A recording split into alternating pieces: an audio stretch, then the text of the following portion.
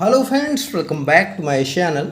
तो दोस्तों, आज की जो वीडियो है, इस वीडियो में हम सीटेट के महत्वपूर्ण प्रश्नों को देखेंगे। जी हाँ दोस्तों, इस वीडियो में हमने सीडीपी के प्रश्नों को लिया है और वह प्रश्नों को लिया है जो कि सीटेट द्वारा पूछे गए प्रश्न हैं। तो इसलिए आप इस वीडियो को लास्ट तक जरूर देखिएगा, बहुत ही इम्पोर्टेंट यह वीडियो है। आप दोस्तों गारंटी मानिए कि 3 से 4 नंबर का प्रश्न आपको इस वीडियो से मिल जाएगा। तो चलिए वीडियो को स्टार्ट करते हैं। पहला प्रश्न हमने लिया है कि जब शिक्षक को विद्यार्थियों एवं उनकी योग्यताओं के बारे में सकारात्मक विश्वास होता है तब विद्यार्थी, तो क्या होता है कि जब शिक्षक को विद्यार्थी और उसकी योग्यताओं के बारे में सकारात्मक विश्वास होता है तब विद्यार्थी को क्या होना चाहिए कि निश्चिंत हो जाते हैं तथा सीखने के लिए किसी भी तरह का प्रयास करना बंद कर देते हैं, कि का उत्साह भंग हो जाता है तथा वे दबाव में आ जाते हैं, किसी भी रूप से प्रभावित नहीं होते हैं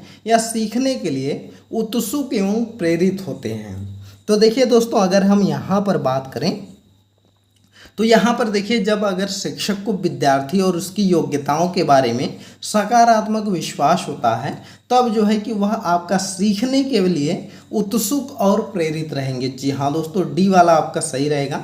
सीखने के लिए वह उत्सुक रहेंगे और प्रेरित रहेंगे। इसके अलावा यह फर्स्ट वाला, सेकंड वाला, थर्ड वाला ऑप्शन गलत दिए गए हैं। अगला प्रश्न देखते हैं। अगला प्रश्न आपका है कि एक शिक्षक बच्चों को प्रभावी रूप से समस्या का समाधान करने के लिए सक्षम बनाने के लिए किस तरह से प्रोत्साहित कर सकती है। तो कोई शिक्षक है, वह अपने बच्चों को जो है कि समस्या समाधान कराना चाहता है कि सभी समस्याओं का वह समाधान कर सकें, तो उस तरह सक्षम बनाने के लिए उसको किस तरह से प्रोत्साहित करना चाहिए कि पाठ्य पुस्तक से एक ही प्रकार के प्रश्नों के उत्तर के अभ्यास के लिए उसे पर्याप्त मात्रा में अवसर प्रदान करना चाहिए, कि पाठ्य पुस्तक में दी गई सूचनाओं के कंठस्थीकरण करने पर बल देना चाहिए, कि बच्चों के समस्या के बारे में सहजानुभूत अनुमान लगाने एवं बहुविकल्पों को देखने के लिए प्रोत्साहित करना चाहिए, कि पाठ्य पुस्तक के सभी प्रश्नों के व्यवस्थित तरीके से समाधान लिखकर लाना चाहिए। तो देखिए दोस्तों, अगर हम यहाँ पर बात करें तो कोई शिक्षक है, वह अगर बच्चों को प्रभावी रूप से समस्या समाधान करने में सक्षम बनाना चाह रहा है तो उसके लिए सबसे पहले क्या करना चाहिए कि बच्चों को समस्या के बारे में सहजानुभूत अनुमान लगाने एवं बहुविकल्पों को देखने के लिए प्रोत्साहित करना चाहिए। तो यही वाला ऑप्शन आपका सही है, सी वाला। बाकी इसमें देखिए, यह जो बी वाला दिया कंठस्थीकरण, तो यह निगेटिव वर्ड है तो यह गलत हो जाएगा। इसके अलावा जो है कि यह भी आपका ए वाला भी गलत दिया गया है और यहाँ पर डी वाला भी गलत है। इसका आंसर सी वाला है। अगला प्रश्न है कि वह विधियाँ जिनके प्रयोग से विद्यार्थियों की स्वपहल पर प्रयास शामिल हैं निम्न में से किसका उदाहरण है। तो पूछा गया है कि वह विधियां जिनके प्रयोग से जो है कि विद्यार्थियों में आपका क्या होता है, तो विद्यार्थियों में आपके स्वपहल और जो है कि वह प्रयास शामिल होता है, वह किस प्रकार का उदाहरण होता है। तो वह आपका होता है अधिगम कर्ता केंद्रित विधि। जी हाँ दोस्तों, उसको जो है कि हम अधिगम कर्ता केंद्रित विधि बोलते हैं। तो इसको आप याद रखिएगा। अगला प्रश्न है, अगला प्रश्न आपका दिया गया है कि नीचे लिखी हुई वस्तुओं हुई स्थिति किस सिद्धांत को दर्शाती है। तो यहाँ पर लिखा गया है कि जो विद्यार्थी अच्छा प्रदर्शन नहीं कर पाते हैं वे महसूस करते हैं कि वे पर्याप्त रूप से अच्छे नहीं हैं और हतोत्साहित महसूस करते हैं, तब उनमें बिना प्रयास के कार्य को आसानी से छोड़ देने की संभावना है। तो यह किस प्रकार का जो है कि सिद्धांत को दर्शा रहा है यह सेंटेंस। तो देखिए, यहाँ पर पहला ऑप्शन दिया गया है संज्ञान एवं संवेग संबंधित नहीं है, तो यह ऑप्शन गलत है। अगला है कि आनुवंशिकता एवं पर्यावरण अलग नहीं है, तो यह भी गलत है। अगला है आनुवंशिकता एवं पर्यावरण संबंधित नहीं है, तो यह भी गलत है। अगला है संज्ञान एवं संवेग अलग नहीं है। जी हाँ दोस्तों, डी वाला ऑप्शन आपका सही हो जाएगा। यही जो है कि यह आपका सिद्धांत को दर्शा रहा है कि संज्ञान और संवेग जो है यह आपका जो है कि अलग नहीं होता है। तो इसको आप याद रखिएगा। इंपॉर्टेंट प्रश्न दोस्तों दिया गया है। जैसे अगर हम बात करें दोस्तों, तो अगर विद्यार्थी अच्छा प्रदर्शन नहीं कर पाते हैं तो वे महसूस करते हैं कि पर्याप्त रूप से अच्छे नहीं हैं और हतोत्साहित महसूस करते हैं, तब उनके बिना प्रयास के जो है कि कार्य को आसानी से छोड़ देने की संभावना होती है कि अगर कोई जो है कि नहीं कर पा रहे हैं तो वह हतोत्साहित हो जाएंगे और वह कार्य को छोड़ देते हैं। और यह जो है कि आपका जो सिद्धांत दिया गया है यह बिल्कुल रूप से आपका संज्ञान और संवेग को अलग नहीं है, यही प्रूव कर रहा है। अगला प्रश्न आपका है कि निम्नलिखित में से कौन प्राथमिक समाजीकरण माध्यम है। तो प्राथमिक समाजीकरण माध्यम पूछा गया है, विद्यालय है, सरकार है, मीडिया है कि परिवार है। तो देखिए अगर हम बात करें तो यहाँ पर जो आपका प्राथमिक समाजीकरण माध्यम है वह आपका परिवार होता है। जी हाँ दोस्तों, परिवार आपका प्राथमिक समाजीकरण माध्यम होता है। इसके अलावा जो स्कूल हो गया, जो मीडिया हो गया, यह सब आपके द्वितीय जो है वह समाजीकरण माध्यम होते हैं। दोस्तों वीडियो अगर आपको पसंद आ रही है तो वीडियो को लाइक करिए, ज़्यादा से ज़्यादा शेयर करिए और चैनल पर नए हैं तो चैनल को ज़रूर सब्सक्राइब कर लीजिए। अगला प्रश्न है कि जीन पियाजे के सिद्धांत का प्रमुख प्रस्ताव है कि। तो जीन पियाजे के प्रस्ताव का प्रमुख प्रस्ताव क्या है। बच्चों की सोच वयस्कों से बेहतर होती है कि बच्चों की सोच मात्रात्मक रूप से वयस्कों से भिन्न होती है कि बच्चों की सोच गुणात्मक रूप से वयस्कों से भिन्न होती है कि बच्चों की सोच वयस्कों से निम्न होती है। तो देखिए अगर हम बात करें तो जीन पियाजे के सिद्धांत का प्रमुख अगर हम प्रस्ताव की बात करें तो इसका जो सी वाला ऑप्शन है यह सही हो जाएगा कि बच्चों की जो सोच होती है वह गुणात्मक रूप से वयस्कों से भिन्न होती है। तो इसको याद रखिएगा। अगला प्रश्न है कि जेंडर। तो यहाँ पर जेंडर के बारे में बात किया गया है कि जेंडर आपका क्या है। एक मनोवैज्ञानिक सत्ता है, एक सामाजिक संरचना है, एक आर्थिक अवधारणा है, एक जैविक निर्धारक है।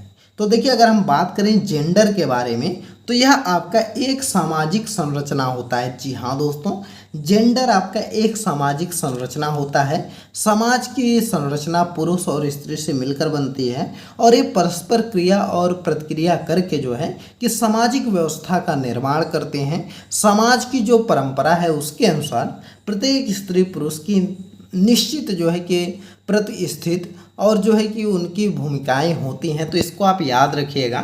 चलिए अगला प्रश्न देखते हैं। अगला प्रश्न है कि निम्नलिखित में से कौन विकास के व्यापक आयामों की सही पहचान करता है। तो यहाँ पर पूछा गया है कि विकास के व्यापक आयामों की सही पहचान कौन कर रहा है।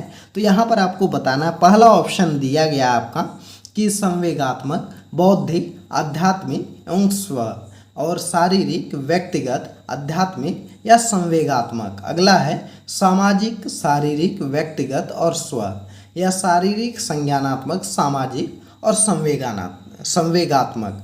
तो देखिए अगर हम यहाँ पर बात करें तो विकास के व्यापक आयामों का जो सही पहचान आपका है वह आपका क्या है, वह शारीरिक है, संज्ञानात्मक है, सामाजिक है और संवेगात्मक है। तो यह वाला डी वाला ऑप्शन आपका सही हो जाएगा। अगला प्रश्न है कि बुद्धि के बारे में निम्नलिखित कथनों में से कौन सा सही है। तो बुद्धि अनुभव के परिमाण के रूप में व्यवहार में एक अपेक्षाकृत स्थायी परिवर्तन है।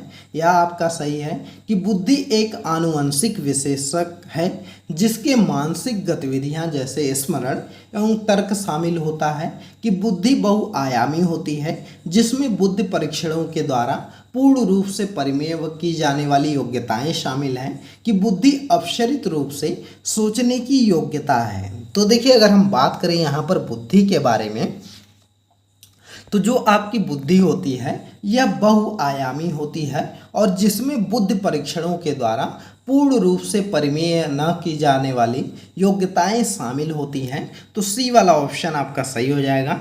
अगला प्रश्न देखते हैं दोस्तों। अगला प्रश्न है कि प्रगतिशील शिक्षा में बच्चों को किस तरह से देखा जाता है। तो देखिए अगर हम बात करें प्रगतिशील शिक्षा के बारे में तो उसमें बच्चों को किस रूप में देखते हैं। तो उसमें जो बच्चों को देखते हैं वह आपका देखते हैं सक्रिय अन्वेषकों के रूप में। जी हाँ दोस्तों, प्रगतिशील शिक्षा में बच्चों को सक्रिय अन्वेषकों के रूप में देखा जाता है, तो इसको याद रखिएगा। दोस्तों यह वीडियो आपको कैसी लग रही कमेंट करके बताइएगा। वीडियो पसंद आ रही है तो वीडियो को लाइक करिए, ज़्यादा से ज़्यादा शेयर करिए, चैनल को भी सब्सक्राइब कर लीजिएगा। अगला प्रश्न है कि लेव वाइगोत्स्की के अनुसार अधिगम है। तो देखिए, अगर हम बात करें लेव वाइगोत्स्की के अनुसार तो अधिगम आपका क्या होता है। तो अधिगम जो है कि लेव वाइगोत्स्की के अनुसार अधिगम जो होता है वह आपका सामाजिक गतिविधि होती है। तो इसलिए ए डी वाला ऑप्शन आपका सही हो जाएगा कि लेव वाइगोत्स्की के अनुसार अधिगम एक सामाजिक गतिविधि होती है। अगला प्रश्न देखते हैं। अगला प्रश्न है कि निम्नलिखित में से कौन सा पूर्व क्रियात्मक अवस्था काल के बच्चों को विशेषित करता है। तो यहाँ पर ऑप्शन है लक्ष्य निर्देशित व्यवहार, विलंबित अनुकरण, विचारों की अनुक्रमणिकता की वर्तुल प्रक्रिया। तो देखिए, हम यहाँ पर अगर हम बात करें तो यहाँ पर जो दिया गया है कि कौन सा पूर्व क्रियात्मक अवस्था काल के बच्चों को विशेषित करता है, तो वह आपका है विचारों की अनुत्क्रमणीयता। जी हाँ दोस्तों, सी वाला ऑप्शन आपका सही हो जाएगा। अगला है बच्चों और उनके अधिगम के संदर्भ में निम्नलिखित कथनों में से कौन सा सही है। तो पूछा गया है कि बच्चों और उनके अधिगम के बारे में कौन सा ऑप्शन सही दिया गया है। तो देखिए, यहाँ पर पहला ऑप्शन है बच्चों को सीखने के लिए अभिप्रेरणा तथा सीखने के लिए उनकी सक्षमता केवल आनुवंशिक द्वारा पूर्व निर्धारित है। तो यह गलत ऑप्शन है। अगला है बच्चों के सामाजिक आर्थिक पृष्ठभूमि उनकी प्रेरणा एवं अधिगम सक्षमता को निर्धारित व सीमित करता है। तो बिल्कुल गलत है। अगला है बच्चों के अधिगम हेतु प्रेरित करने के लिए उन्हें पुरस्कृत एवं दंडित करता है। तो यह भी गलत दिया गया है। और अगला ऑप्शन आपका है कि सभी बच्चे सीखने के लिए स्वाभाविक रूप से प्रेरित होते हैं तथा सीखने में सक्षम होते हैं। तो बिल्कुल सही ऑप्शन दिया गया है कि जो सभी बच्चे होते हैं वह स्वाभाविक रूप से सीखने और प्रेरित होते हैं तथा सीखने में सक्षम होते हैं। तो डी वाला ऑप्शन सही है। अगला प्रश्न है कि बालक विकास की दर में व्यक्तिगत विविधताएं होती हैं, फिर भी चालक विकास का क्रम कहाँ से कहाँ तक है। तो देखिए, अगर हम बात करें बालक के विकास की जो व्यक्तिगत विभिन्नताएं होती हैं, उसके अलावा भी जो चालक के विकास का क्रम होता है या आपका क्या होता है, अधोगामी शीर्षगामी होता है कि स्थूल चालक विकास कि सूक्ष्म चालक विकास होता है, कि सूक्ष्म चालक विकास होता है, कि स्थूल चालक विकास होता है, कि शीर्षगामी होता है, फिर अधोगामी होता है। तो देखिए, यहाँ पर जो सही आंसर है वह आपका हो जाएगा स्थूल चालक विकास, उसके बाद सूक्ष्म चालक विकास होता है। जी हाँ दोस्तों, बी वाला ऑप्शन आपका सही हो जाएगा। पहले जो है कि इसमें स्थूल चालक विकास होता है, फिर सूक्ष्म चालक विकास होता है। अगला प्रश्न है कि वह अवधि जो वयस्कता के संक्रमण की पहल करती है उसे कहते हैं।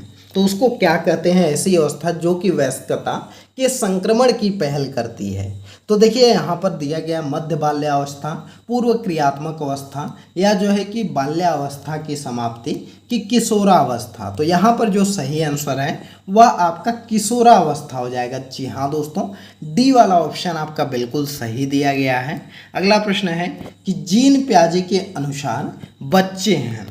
तो देखिए दोस्तों, यह जो जितने भी प्रश्न हम आपको करवा रहे हैं सभी प्रश्न आपके सीटेट में पूछे गए प्रश्न हैं और हमने जो है कि क्वेश्चन पेपर से ही प्रश्नों को उठाया है। तो यह सभी प्रश्न सीटेट एग्जाम में आए हुए प्रश्न हैं, इसलिए आप इस वीडियो को अच्छे से देखिएगा।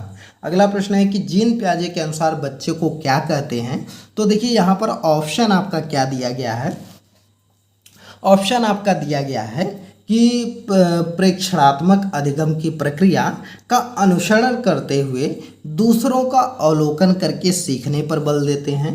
तो बिल्कुल गलत है।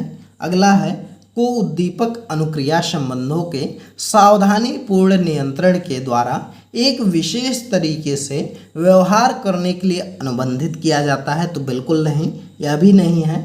अगला है को पुरस्कार एवं दंड के सिद्धांतों का प्रयोग करते हुए विशिष्ट तरीकों से व्यवहार करना और सीखना सिखाया जाना चाहिए। तो यह भी गलत दिया है। अगला है ज्ञान को सक्रिय रूप से संरचित करते हैं, जैसे जैसे दुनिया को व्यवहार कौशल का प्रयोग करते हैं तथा अन्वेषण करते हैं। बिल्कुल सही दिया गया है। इसका जो है कि जीन पियाजे के अनुसार बच्चे में जो है वह ज्ञान को सक्रिय रूप से संचरित करते हैं और जैसे जैसे दुनिया में व्यवहार कौशल का प्रयोग करते हैं तथा अन्वेषण करते हैं। तो डी वाला ऑप्शन आपका सही हो जाएगा।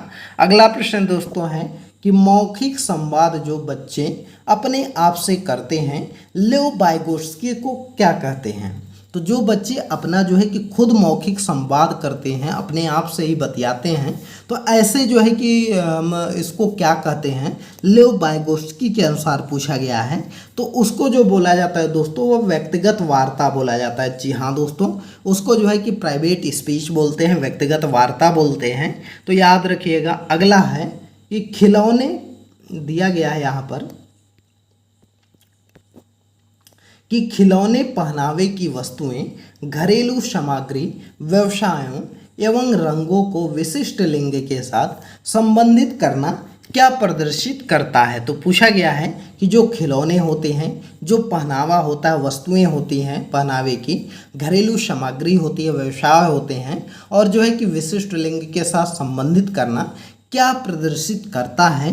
तो देखिए दोस्तों, अगर हम इसके सही आंसर की बात करें तो वह जेंडर रूढ़िवादिता कहलाता है। जी हाँ दोस्तों, अगर हम किसी विशिष्ट लिंग के साथ संबंधित करते हैं तो वह जो है कि जेंडर रूढ़िवादिता कहलाता है। तो इसको याद रखिएगा। और दोस्तों एक चीज़ आप जान लीजिए कि जो सीटेट एग्ज़ाम लेता है उसमें आपका जेंडर रूढ़िवादिता से एक प्रश्न जरूर पूछता है। अभी तक जितने भी एग्ज़ाम हुए हैं उसमें एक प्रश्न या दो प्रश्न या कभी कभी तो 3 से 4 प्रश्न जो है वह जेंडर रूढ़िवादिता पर पूछ लेता है। तो इसलिए आप इसको अच्छे से पढ़ लीजिएगा। अगला प्रश्न है कि एक प्रारंभिक कक्षा कक्ष में एक बच्ची अपने साथ जो अनुभव लाती है उसकी उपेक्षा करनी चाहिए, बिल्कुल नहीं। उन पर ध्यान नहीं देना चाहिए, बिल्कुल नहीं।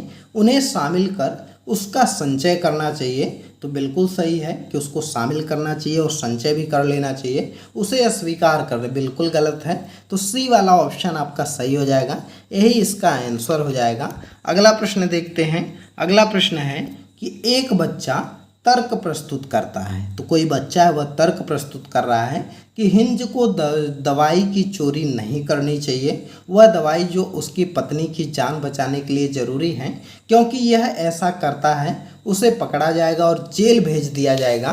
कोहल वर्ग के अनुसार वह बच्चा नैतिक समझ की किस अवस्था में है। तो पूछा गया है कि जो हिंज की थ्योरी थी उसके आधार पर बच्चा कहता है कि जो है कि हिंज को चोरी नहीं करना चाहिए, क्योंकि अगर वह चोरी करता है तो वह पकड़ा जाएगा और उसको जो है कि जेल में भेज दिया जाएगा।